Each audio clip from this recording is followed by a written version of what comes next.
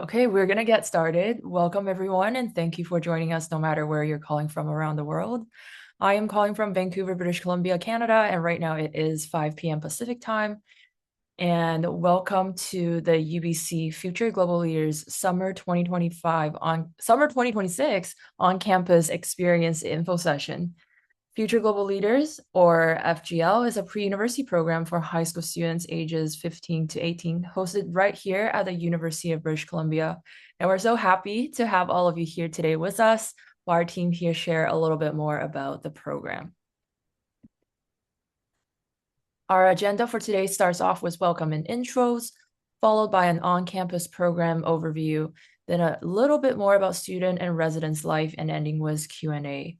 I would like to acknowledge that Future Global Leaders is held on the UBC Vancouver campus, which sits on the traditional, ancestral, unceded territory of the Musqueam First Nation. To help us moderate your Q&As, please use the Q&A tool in Zoom to ask and upvote questions.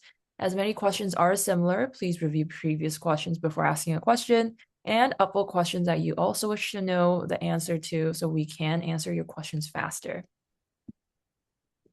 A little bit more about the people you see here in the Zoom call today. My name is Ariel, and I'm the Student Life Manager for pre-university programs here at UBC Extended Learning.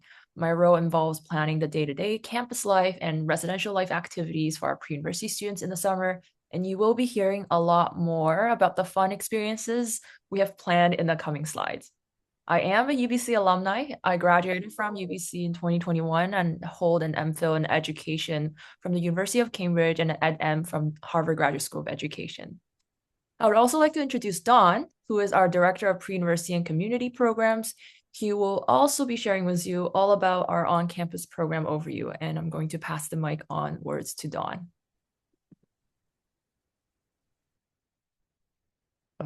Yeah, do you want to flip the slide too, Ariel? Yeah, hi everybody. As Ariel mentioned, my name is Don Black, and I am the Director of Pre-University Community Programs at UBC, and that includes UBC Future Global Leaders. I'm also a member of the faculty at UBC as well, and I've been here for, my goodness, about 20 years. So my job today is to give you a quick overview, really, of the academic side of the program. There we go. Yeah, it was launched in 2014. It's now Canada's leading pre-university summer program. We've had more than 8,000 students attend the program since it was launched in 2014, and those students have come from more than 30 countries around the world. The program includes a wide range of academic courses as well as mini schools, and they're all taught by UBC professors and instructors. They also include university preparation lectures, student life activities, and there is a residence option for students who want to live in residence while in the program. The program is open to high school students ages 15 to 18 who have completed grade 10 or the equivalent, have a B average or the equivalent, and are able to participate in an English language classroom. I should mention the majority of students, by the way, are 16. The majority are just finishing grade 10, but we do have a lot of 15-year-old students as well as 17 and much fewer 18-year-olds. You want to flip?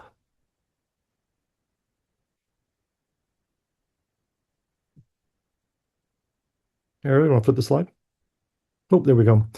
Coming up in summer 2026, we're offering 3 two-week sessions. The dates are here. They're from July 6th to the 17th, July 20th to the 31st, and August 3rd to the 14th.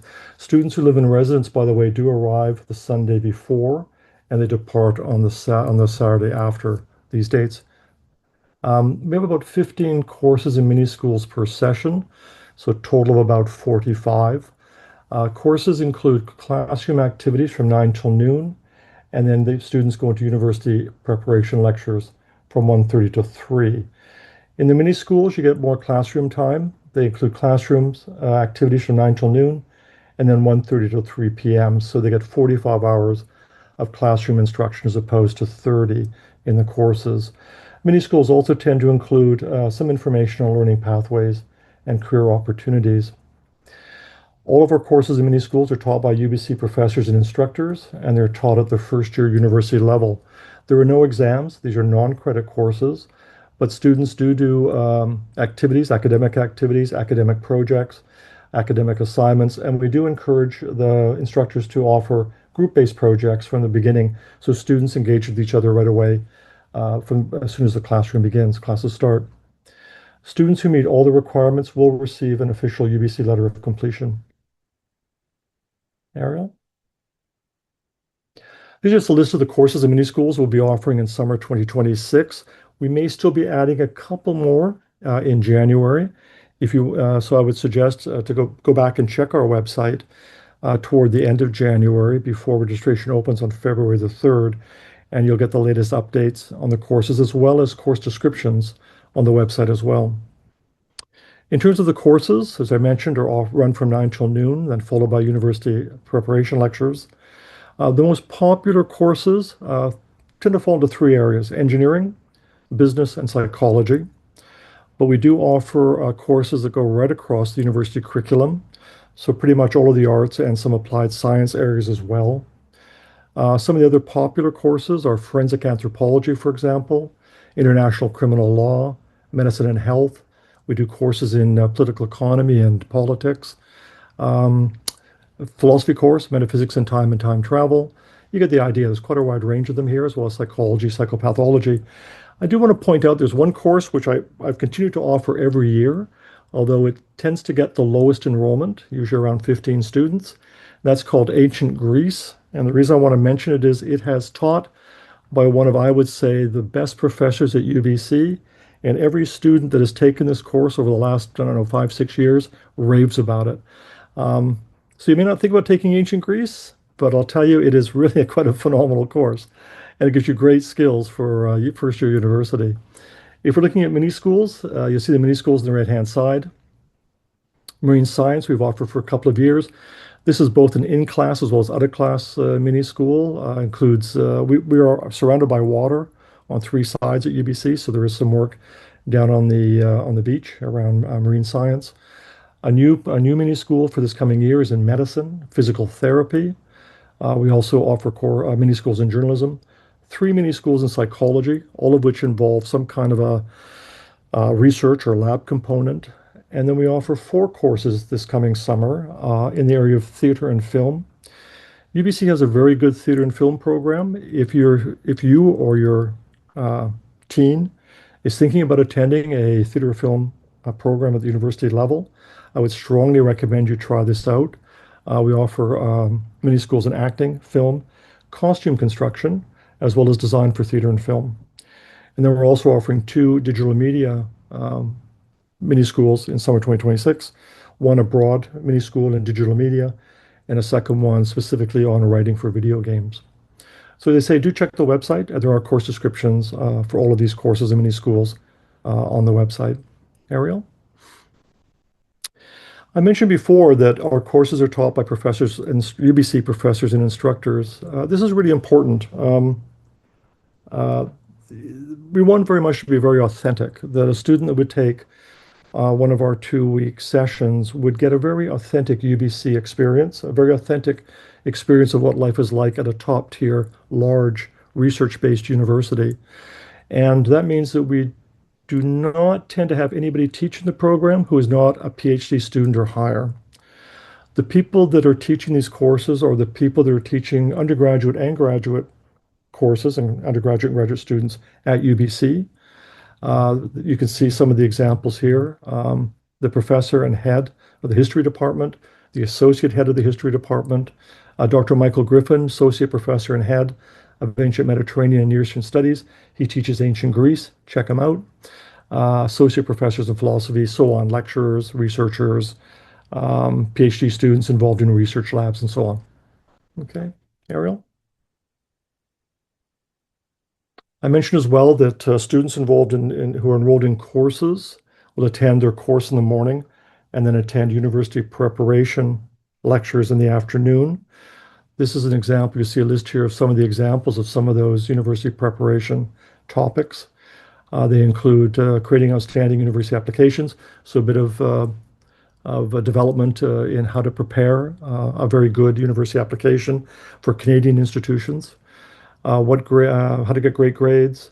One that's really important for me here is what professors expect from first year students.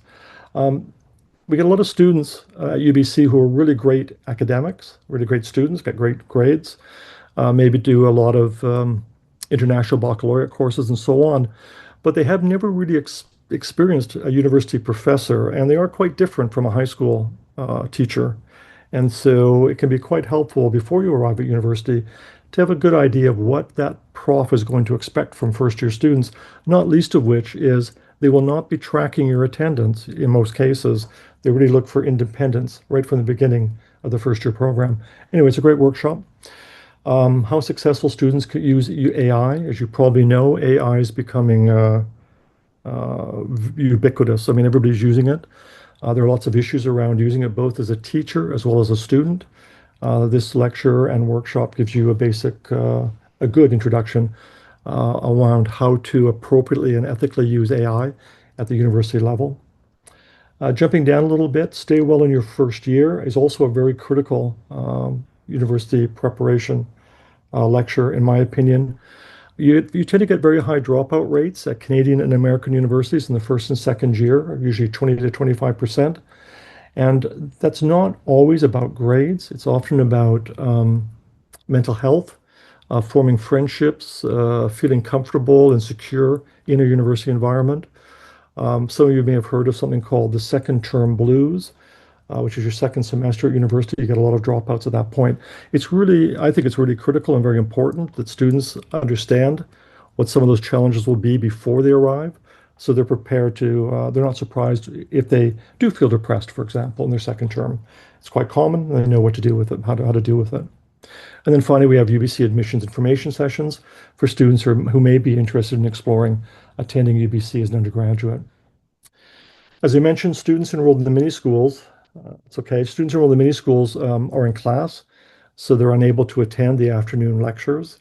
They will receive university preparation materials that cover the same topics in lieu of attending the afternoon sessions. Okay, you can flip now. So what does it cost? We charge a little bit more for the mini school than we do for the courses. As I say, there's 45 hours of classroom time as opposed to 30 in the standard courses.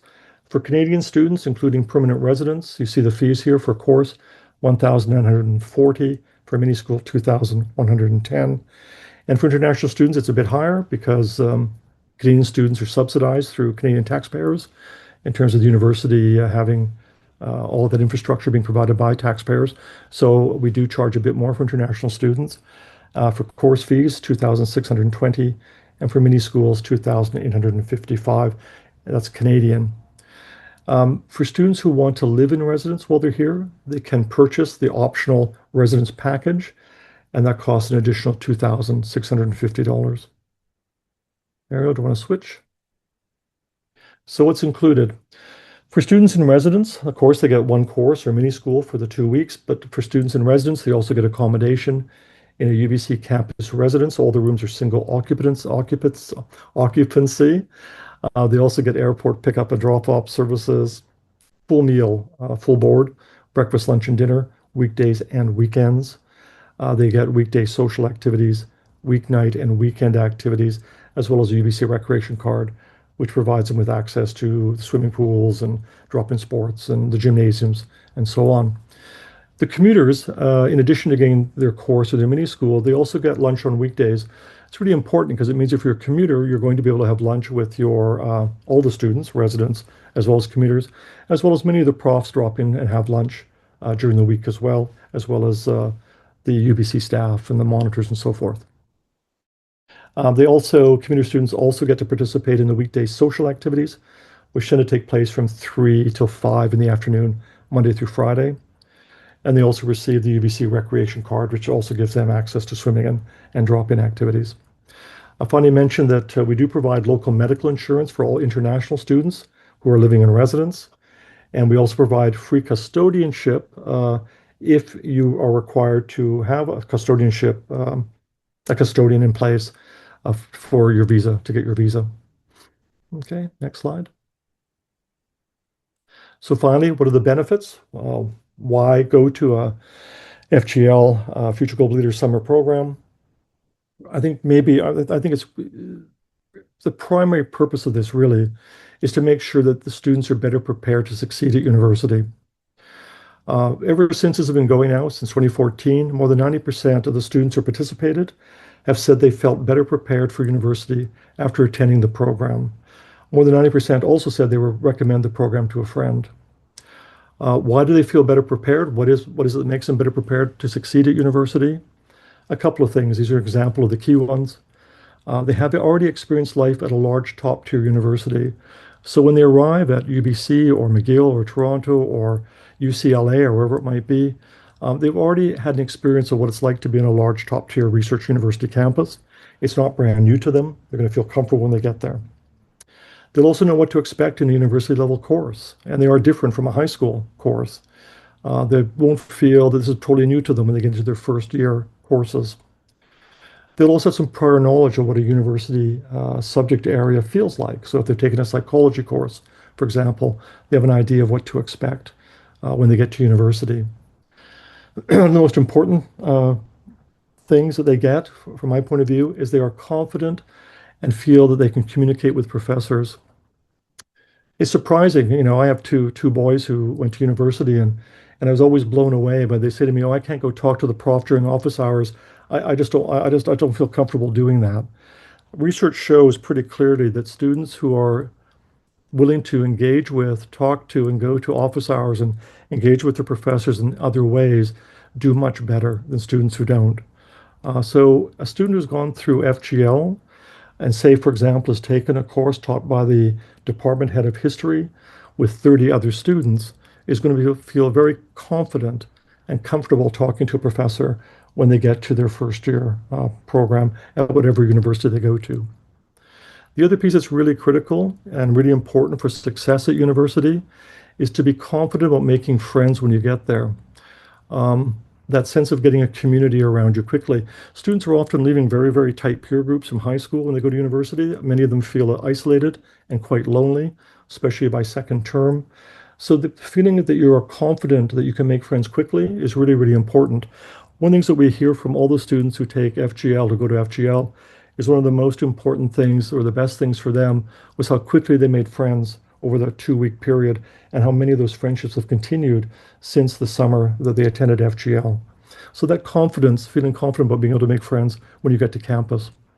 Then in addition to that, understanding the importance, how important it is to be actively participating in campus life, and then finally to be aware of some of those major first year challenges that I mentioned and where to find help if you need it, and not to feel that you shouldn't look for help, that in fact, there is help available for you if you are suffering things like second term blues. Okay. And then finally, I guess for many people, the most important 2 weeks at FGL in the summertime on the UBC campus is just a great time. They have a lot of fun. And part of that, of course, or a large part of that, is the social activities, the student life activities that Ariel and her team are able to put on and organize. So with that, Ariel, I hand it off to you. All right, thanks, Dawn. I am now going to take over and share more about the exciting residence and student life activities you will get to experience right here in person at the beautiful University of British Columbia, Vancouver campus. Once students end their morning and afternoon's worth of classes in mini school, students will have the opportunity to sign up for different on-campus activities on weekday afternoons. Options include the Beatty Biodiversity Museum and the Museum of Anthropology. Students will also have the option to use the recreational facilities such as the gymnasium and the pool, where they can sign out equipment like badminton rackets, basketballs, volleyballs, lots of sport equipment to use as well. In addition to our recurring weekday activities, we also host several special events throughout our program, such as our carnival on McInnes Field, a university experience panel hosted by our student life staff, and a graduation celebration, which was a hit this past summer. During weekday evenings, there will be planned activities for our resident students to participate in, and they are strongly encouraged to. Activities such as ultimate frisbee tournament, paint night, karaoke sessions, trivia night, movie night, friendship bracelet making, and just dance tournaments are all offered on specific days throughout the program. Students also have the option to stay in Vanier and relax and spend time with their friends or play some board games. Additionally, at the end of the program, we host a talent show. For our resident students, they will also have the opportunity to explore Vancouver on the weekend through 2 off-campus trips. one to Grouse Mountain and another to downtown Vancouver. These outings offer students a fun and memorable way to experience both the nature and vibrant culture of the city. Throughout both trips, our staff will accompany the students from departure to return. Safety is a top priority for us, and we do ensure consistent supervision, head counts, and clear check-in points to keep everyone accounted for while enjoying their Vancouver experience. A little bit more about our residences. Our residences. All resident students live in a real first-year UBC dorm. I have personally lived in this dorm for 2 summers, and it is definitely one of the nicer and newer first-year dorms here at UBC.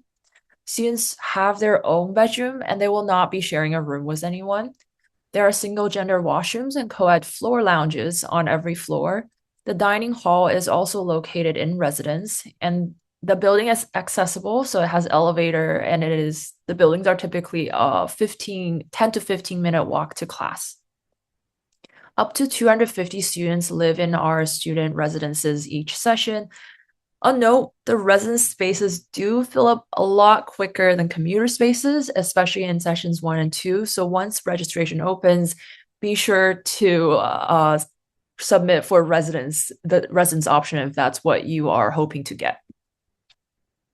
In terms of safety, we do have a ratio of 1 live-in staff to every 10 students in residence. All of our student life staff are standard first aid and CPRC certified. Our staff are on call 24/7 for health and safety and student life needs. UBC does have a hospital on campus, and there are also multiple clinics and pharmacies at walking distance. Within our residence, we also have a student life and wellness office that is staffed during the day just to provide that extra support for our students. Students will get to experience real university dining hall food. FGL resident students will be receiving full board, which means eating in a UBC first year residence dining hall 3 meals a day for their breakfast, lunch, and dinner, and it is an all-you-can-eat buffet style. Commuter students will also get to experience dining hall food, but just during weekday lunch times.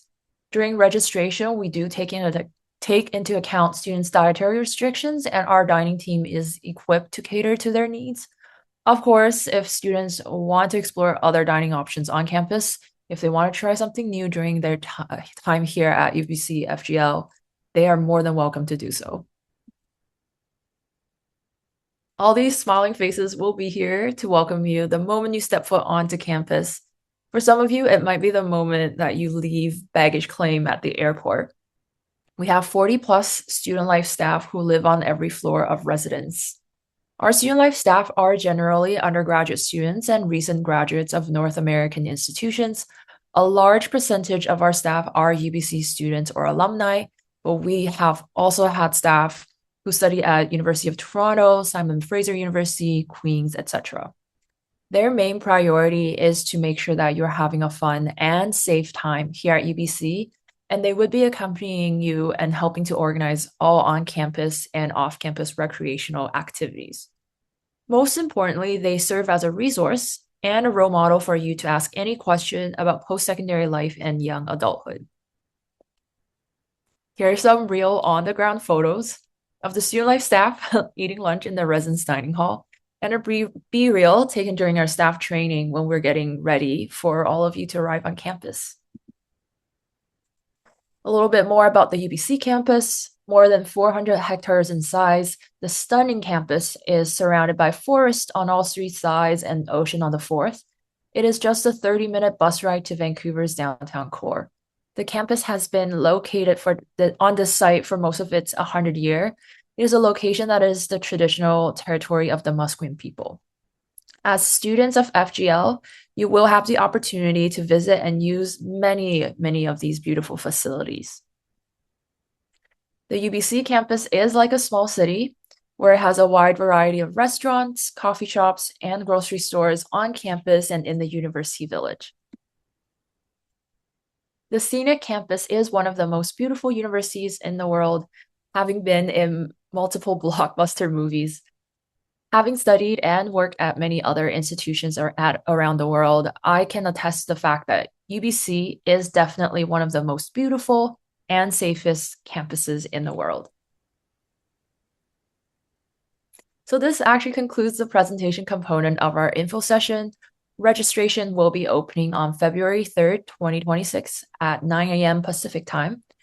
Like I mentioned before, spaces do fill up very fast, especially for residents, as it is first come, first served, especially our mini school program. So I highly recommend applying as soon as the registration opens. If you have any registration questions, please feel free to contact us in advance at the email address displayed here on our screen. And as I mentioned before, our full info session will be uploaded. The recording will be uploaded to the UBC Extended Learning YouTube channel, and our upcoming Q&A portion will be uploaded as well. So we will also email you this link. So if you missed anything, don't worry. You can definitely rewatch it as many times as you would like. On another note, we will also be hosting a residence and student life info session on Thursday, January 22nd at 5 to 6 p.m. Pacific time, where I will share more about the details of living in residence alongside members of the student life team. You may RSVP now via the QR code on the screen, and I look forward to seeing you in the New Year's. So without further ado, we're going to start the Q&A by reviewing the top voted questions first. I believe some of the questions have already been answered, but I'm just now going to verbally read them off in order of the top voted questions. So if you have any questions, please feel free to submit them in the Q&A ASAP, and we're going to get started. So the first question is, there are less science courses. Any plan to add medical related ones? And I guess question for Dawn. Sure. I think what you're seeing there right now is probably all there will be for this coming summer. There may be a neuroanatomy, virtual anatomy courses, but we have the instructors couldn't confirm until the end of December. So we may add a couple of, I guess those would be medical courses. So neuroanatomy and virtual anatomy, possibly. I would say check back on the website by mid-January. At that point, whatever is going to be offered would be locked down by then, probably. Okay, the next question, what is the scholarship or bursary options for this program? Also for Dawn. Sure. We offer bursaries for local British Columbia students who are first generation university students. Those are the only bursaries we offer at this time. Okay, next question is a Canadian citizen student who attends high school and lives in the US domestic or international fees. I'm getting all these ones, aren't I? If you're a Canadian citizen, you're a Canadian citizen. Doesn't matter where you live in the world, you'll pay Canadian fees. Okay, how many who attend the program end up applying to and getting accepted at UBC in the future? And what does that breakdown look like, international versus domestic? Yes, sorry, I don't have that information at hand. We are just now starting to track how many FGL students do go on to UBC, but we were unable to do that in the past because our systems didn't connect the two data sets. So I'm sorry, I can't answer that. Um, I do know, I would just say it'll come up at some point. I would just say, by the way, that I'm always asked, does participating in a program like FGL help you at the admissions level? Um, I think the answer is a little bit of yes and no. I think where it helps you is that um, admittance officers, whether at UBC or other institutions, know that if you attend FGL or a program like that of its quality, that you are better prepared for university and more likely to succeed and less likely to drop out. So I think that factors in your favor. Um, Okay, next question. Can you tell us a little bit more about the application? yeah, I've got it here. The There's no formal application. You simply self-assessed. We should do an application. We decided not to. It was simpler just to have students. We trust you're going to self-assess appropriately. So You should be a B or better student. We do say Bs, by the way, because most of our students are grade 10s. They're 16 years of age. Most of them are that. And I know from my own personal experience with my kids, but many other students who go off to university like UBC and McGill and U of T, they really get their GPA, their grades up by grade 11 and 12. So we're quite happy with a B or better average for admissions to this program. Um, and then the other one, self-assessed your language ability as well. And we've had no major issues with that over the last few years. Self-assessment. Okay, next question. Hi, are there any scholarships available?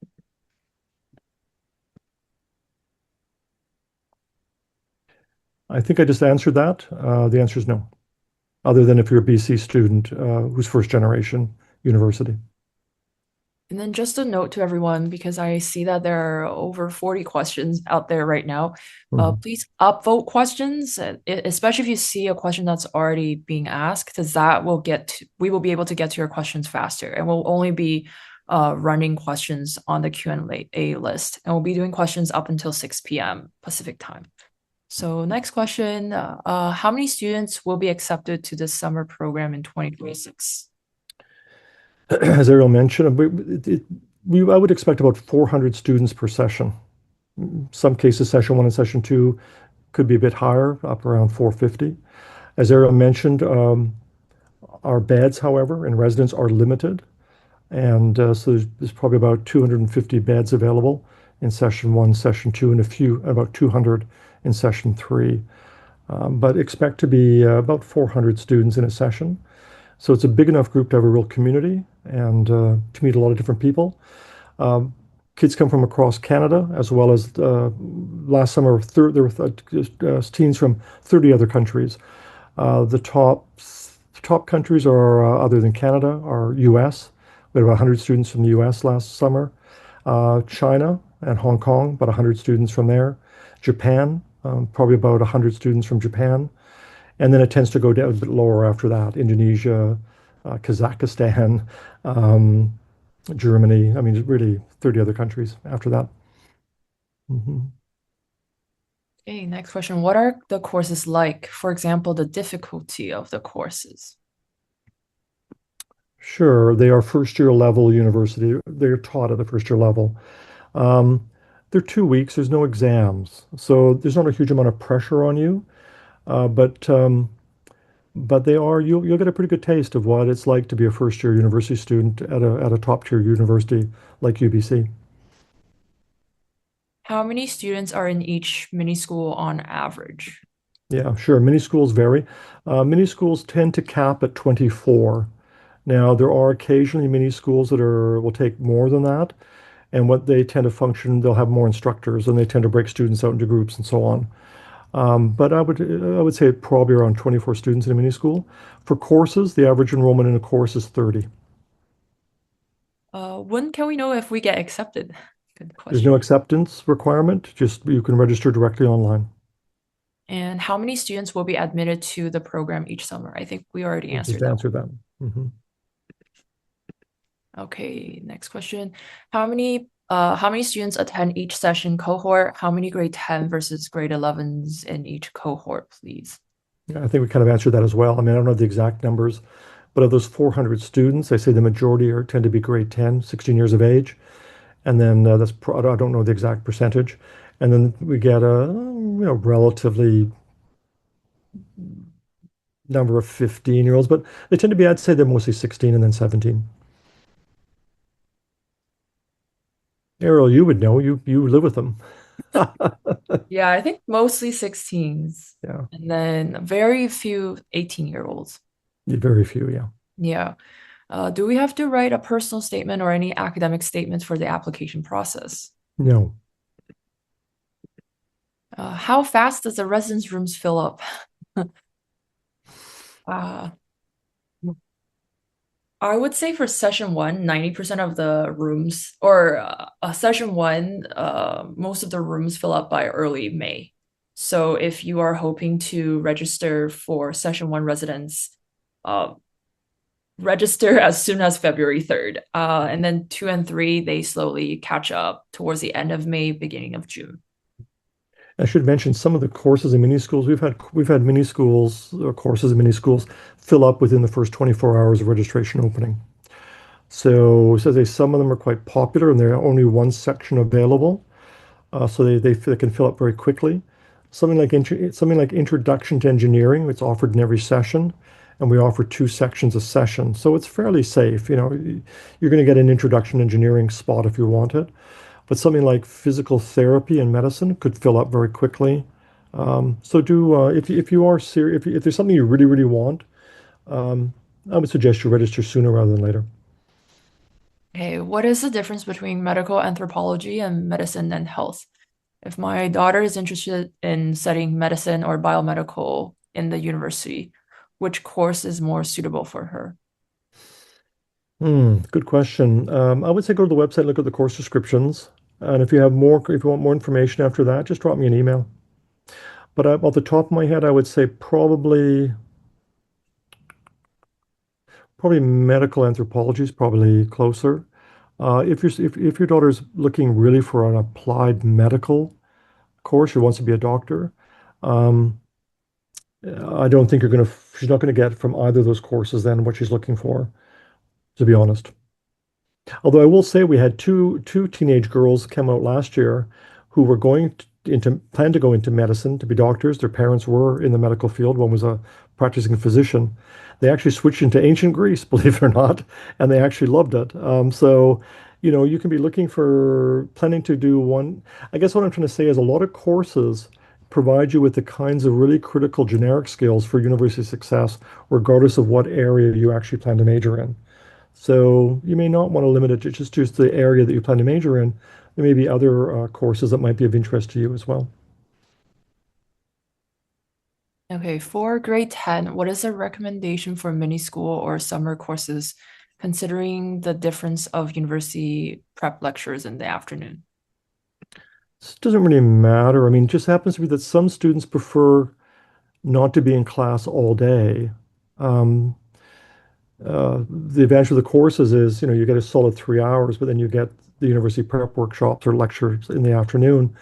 Um, the population tends to split. Well, I guess not half and half, but we just find that some students prefer courses, some prefer the more in-depth mini schools. If there's an area like, for example, if you're really into theater and film and you plan to go into a university theater program, you definitely want to do a mini school. You want as many hours as you can get, in the actual classroom. But if you're just trying out a subject area like psychopathology, 3 hours a day for 10 days is sufficient. It's a lot of content. And so they may then find the university preparation stuff is a better value to you. We get very good feedback, very good evaluations on the university preparation lectures in the afternoon as well. So students do really appreciate them. And for any student who are registered in the mini school program, you also get access to the resources that are provided for our university prep lectures, so you don't have to worry about necessarily missing them. How selective is this program? We already answered that a couple of times, I think. Can the payment be done over a few months, or does it all have to be paid upfront? You can pay a $500 deposit, but the full amount is due on May the 1st. Since the sign up is during the school day, can the parent do the application without the student? Yes. Do you recommend courses or mini schools? We answered that. Mhm. Can I apply to 2 sessions to be there for a total of 4 weeks as an international student? Yes. Yes. And if you do 2 sessions, some students have done three. If you do that, Mario, what night is it? A Sunday night, I guess, between the two Saturday night. sessions? Saturday Sun- night. Saturday night between the two sessions, and that's included in your fee as well. So you've got the additional overnight that Saturday as well. How many classes can we take in total? One at one per session. Yeah. So if you were to take one class per session, total of 3. Mhm. Mhm. If your school operates of the proficiency scale, what is the average grade you should have? Do you know what the proficiency scale is, Ariel? No, I'm not sure what the Mhm. Yeah, genre. we can't add. Sorry, I don't know the exact minute itself, but if you consider yourself to be a better than average student, you're fine.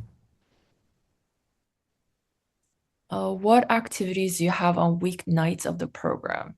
Mm, this is a question for me. Uh, Mhm. all the student life activities I mentioned earlier on, such as movie night, trivia night, board games, karaoke, talent show, and our final night, we have a last night party. We will talk more about all of our activities offered in our student life and residence overview in the January 22nd info session, but those are just some of the examples. Next question, do we include only one type of course in one section in one session, or there will be more than one? You can only I take think, I one, think, yeah, what you take one, you you can pick only one. take, Yeah. yeah. Per, is there a per course limit on the number of students accepted? Yeah, we do cap courses. Um, it varies a little bit by the course. Some courses simply work better with a smaller number of students. Some courses can take a bit more. Generally speaking, as I say, courses average out at around 30 students per course. The absolute maximum on a course is 45, but most courses sit around 30, and some are a bit smaller, around 22, 24. Mini schools, again, they vary a little bit, um, but most of them sit around 24. You mentioned a philosophy course would be offered on this program, yet there was not one shown on the courses and mini schools slide. Will there be 100% a philosophy course? Yeah, I think there's actually four of them. And again, if you go to the website, look at the course descriptions, you get a better idea. Those are just shortened versions of the title on the PowerPoint slide. Um, the metaphysics of time and time travel looks really cool to me. Taught by a great prof. Um, there's another one I can't remember the title of, and then the other two are uh, humans and technology and minds and machines.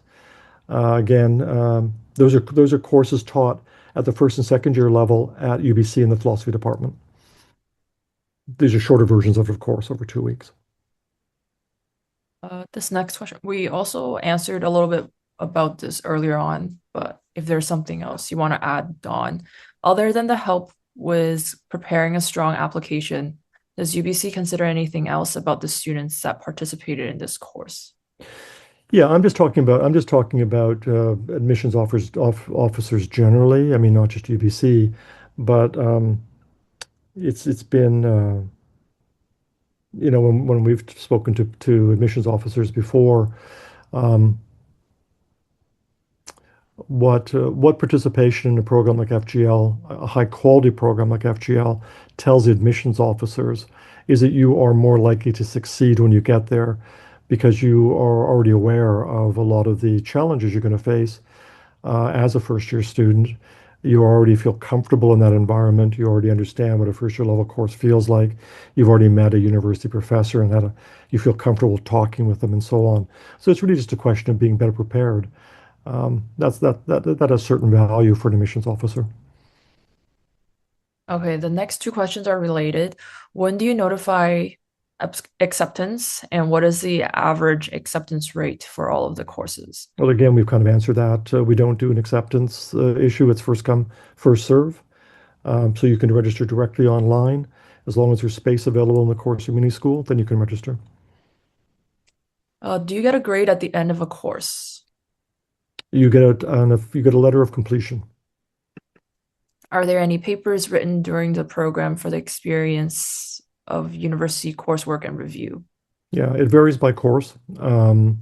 We actually ask instructors not to do a lot of homework because we feel that the social element is as important for success as the academic component. Most of the students that come to FGL are already very good students academically. They're already very highly motivated. They get very good grades at the high school level. Many have done international baccalaureate courses or the equivalent.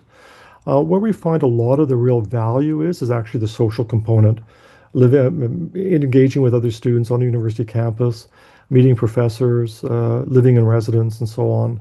Um, So we encourage we do encourage instructors not to overload with homework. So the work you're going to do in the courses in many schools are much more in-class interactive, more group-based projects than they are takeaway essay assignments, for example. For airport pickup and drop off, would the Abbotsford Airport be an option as opposed to the Vancouver Airport? We only pick up students from the Vancouver International Airport. Next question. If my student is interested in two sessions, does the university prep repeat each session? Yes, it does repeat. Yeah. Is a skating rink available for use in the recreation pass? It is discounted, but it is not part of the recreation pass. Other than grades, are there any additional requirements to attend FGL? Well, as I say on the website, you need to self-assess. In the sense you should be a better than average student. And if you're an English as a second language, or if English is not your first language, you should be able to participate effectively in a conversational environment at a university level. So, and it does specify on the website what we consider to be the appropriate levels by different measures in ESL. Okay, next question. How many spots are available for the marine bio mini school? I think it's 24, but they might be opening it to 30 this coming summer, but it was 24 last summer. And it Okay. filled, by the way, it fills up quite quickly. Would having an alumni parent help you get in? I think we've answered all this. Don't sweat about admission. If there's space in it and you consider yourself a better than average student, register. Just go ahead and register. By the way, in all these years, I launched this program. I created it many years ago, and in all these years, I've never had a professor not want to teach in the program again because they felt they had such a good time with the students. The students were highly motivated. So, just to say again, this community is a community, even though we're not forcing them to go through admissions processes, this is a highly motivated, highly accomplished academic community. And that's been the case really for more than 10 years now. So it will be challenging and it will also be a lot of fun. Okay. What facilities are available outside of recreational facilities and food halls? The libraries are free to access for our students. There's the two museums that we will be bringing our students to if the students sign up and wish to go. There are many other spaces on campus that you can access, and there are other non-UBC facilities that you can go to as well. So if you are a resident student and you forget something, you can always go to Shoppers Drug or Staples in the village. There are also a bunch of restaurants, cafes, and the AMS Student Nest, which is our student union building, is a great facility for you to just hang out or even eat food. There's no classrooms in that building. It's a very common space for all of the UBC students to just hang out and relax outside of class time. Ariel, you know better than I do, but the weather's usually pretty good in July and August in Vancouver. I think we had like one major rainy day last summer, something like that. It's a beautiful campus, and it really is. Ariel pointed that out. You've done your classes, your mini schools, whatever it is. You've done your university preparation, lectures. You've had your lunch if you got up early if you're in residence. A lot of students just hanging out in the nest, on the grass, shooting some hoops in the open courts. You're not going to have a hard time. You will fill your time easily and enjoyably on the campus. Is there an application fee? It's so used to having to apply to things, don't they? No, there is a $500 deposit you put up front, and there is on our website information about refunds and whatnot. So check it out. Uh, what time of the day do applications open? It opens on February 3rd, 2026 at 9 a.m. Though a little bird has told me that sometimes it opens a little bit before 9 a.m. That did happen last year. My fault. And one of the mini schools filled before registration officially opened. We were able to to increase the amount of space available on that to what we would have had if it had. Anyway, my fault. It will not happen again this summer. Okay. Okay, 9 a.m. Yeah. So we're at 5:50 p.m. Pacific time right now. We will go on until 6. So just closing out some of the final questions. But right now, because a lot of the questions have already been answered in different formats, I'm now going to pick questions that haven't really been touched on. Mhm. So what is the refund policy? I would strongly encourage you to take a look at the website so you get it right. But generally speaking, if you are ill, there is a full refund. I think that might hold back $100 admin fee. Um, if you are an international student and can't get a visa, I think again the policy is the same. Full refund with the exception of $100 admin fee. And if you withdraw, there's I think within do check the website in terms of if you just decide to withdraw, there is you have to withdraw within a certain time period. I think it's 30 days before the start of your session to get a refund, and I think that is a $500 holdback for that. But do check it on the website; it is there. Do you guys have trampolines in the rec area? No, we do not. uh, let's see. I would just see one there about medical insurance. I will answer it. Okay. A Canadian student who does not live in Canada should will not receive a medical insurance from us.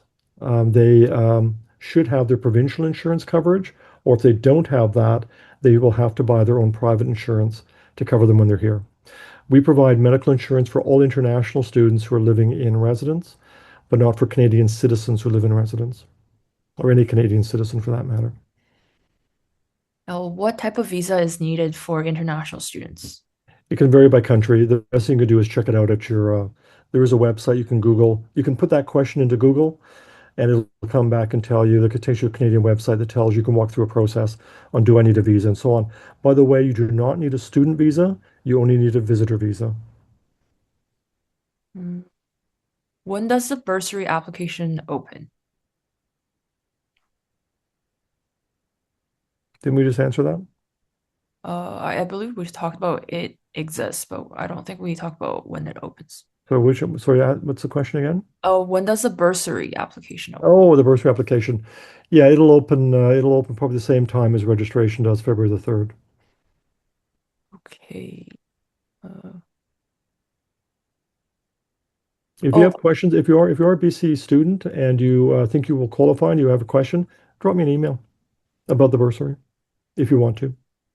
this question, the QR code for the student life session took me to this session sign up. Where else can I RSVP? It is actually the same link, but it's now being updated. So when you RSVP via the QR code, it actually signs you up for the January session, but it should be in the same interface. Are we allowed to leave the campus? If you're a resident student, you're not allowed to leave the campus unless your parent or guardian signs you out, and it can only be outside of class times. The only time where you are leaving the campus is on the Saturday, Sunday trips where we accompany you to leave the campus. For students taking the residence option, is there a curfew? If a student chooses to go out of campus, would they have to check in back at the accommodation by a certain time? Just concerned about safety. We have 3 attendance points per day for all our resident students.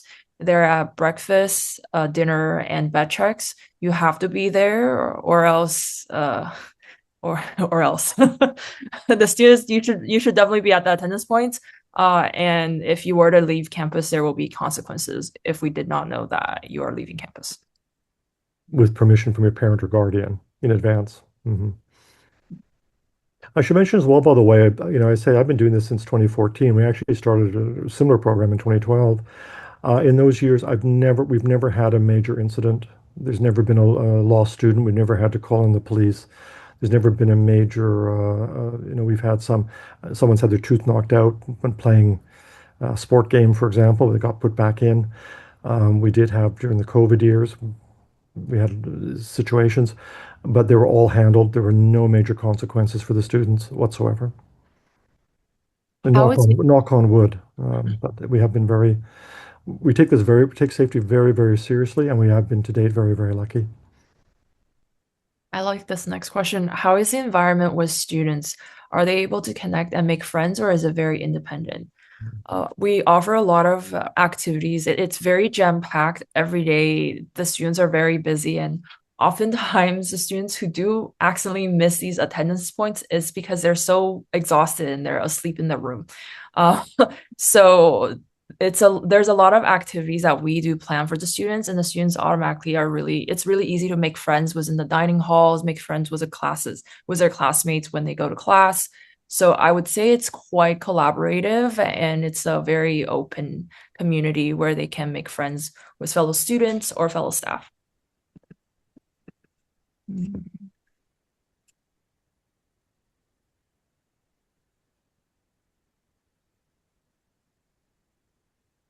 Will we be able to get a link to this presentation? This presentation or this recording will be emailed to you shortly in a couple, either tomorrow or the day after. Um, will a pre-AP student from BC benefit from FGL? Pre-AP, as in pre-advanced placement? Yeah, I mean, I would say shift your focus off your academics for a second and think more about what is it like when you're going to transition to university. University is not high school. It's going to feel really different. You're going to benefit a lot by spending 2 weeks on a university campus, working with university professors and meeting other kids from around the world. Don't focus on the academics. That'd be my argument. Your academics are already very good. Focus on the other thing, the other benefits that you'll get, as well as by choosing a course that you haven't done at a high school level to get a sense of whether or not you like that topic or not. If it's something that you may be thinking about majoring in or doing a minor in. Okay. My parents have working permit and I have study permit. Am I still considered as an international student? Yes. Let's see. I'm gonna start bottom up. How is the selection process for the residency? Do international students more likely to qualify than BC students? Do you mean like if it's meaning, First come, first serve. yeah.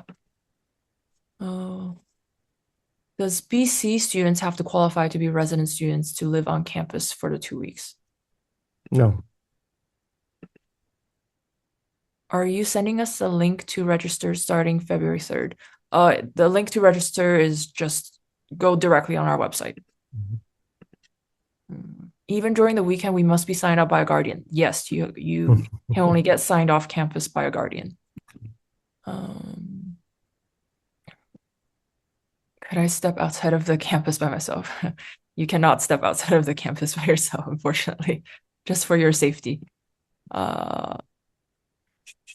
For the engineering program, is there exposure to labs? No. The introduction engineering is an overview course on different engineering streams. So usually, we have different instructors. Some of them take a slightly different focus, but there's not a lab component in it. No. Oh. Can I ask a question I want to hear about around international students? Our ratio of Canadian to international students this past summer was 70% Canadian from across Canada, 30% international. In residence, 50% of the kids in residence, however, are international and 50% are Canadian. Will there be parking facility for FGL student who drives to the campus? No. So UBC has parking, but we do not cover parking. So you would have to purchase your own parking pass. We only have 1 minute left. Mhm.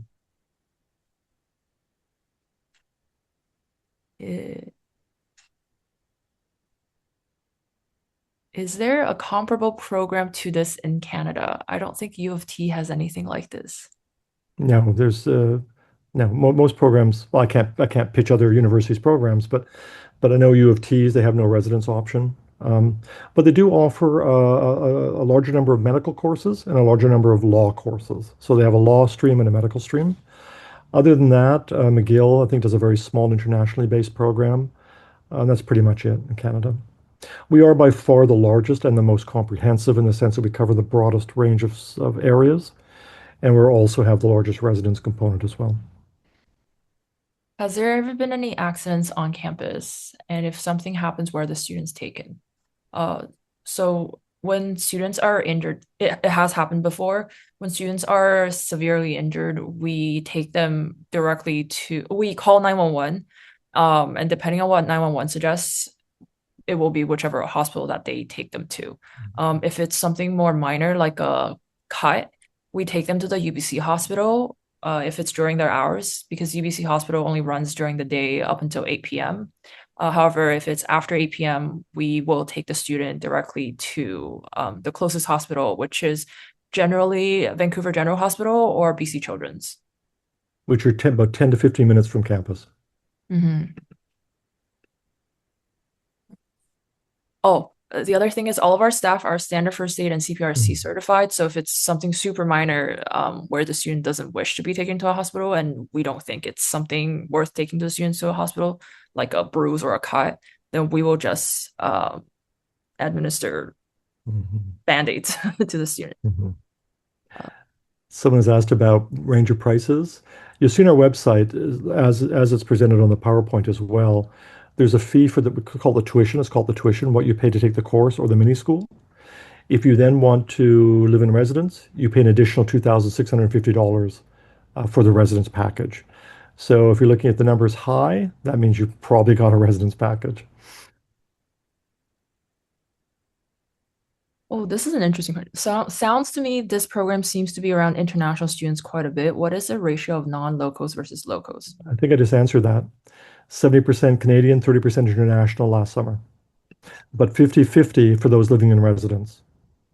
Hmm. Okay, so we are at Okay. 6:01. I know there's still lots of other questions. Hopefully, Mhm. your question has already been answered, but if not, please feel free to drop us a note. And of course, this session recording will be emailed to you right after the session finishes, so you can also review and see if you have more questions that come up. You can also drop by our January 22nd session. I know someone asked for the QR code. I believe the QR code will also be sent out via this email with a recording, and I will double check to make sure that it is sent out to all of you. So in the case that you missed the QR code, that will also be sent to you right after. So any other notes from Dawn? No, that's great. So thank you all for coming. And as Earl said, feel free to send any other questions to that email address. They'll forward it to whoever can answer it. I often respond to a lot of them. So feel free to send any questions you have to that email. Okay. All right. Have a great rest of your day, everyone, no matter where you're calling from around the world. Bye-bye. Bye.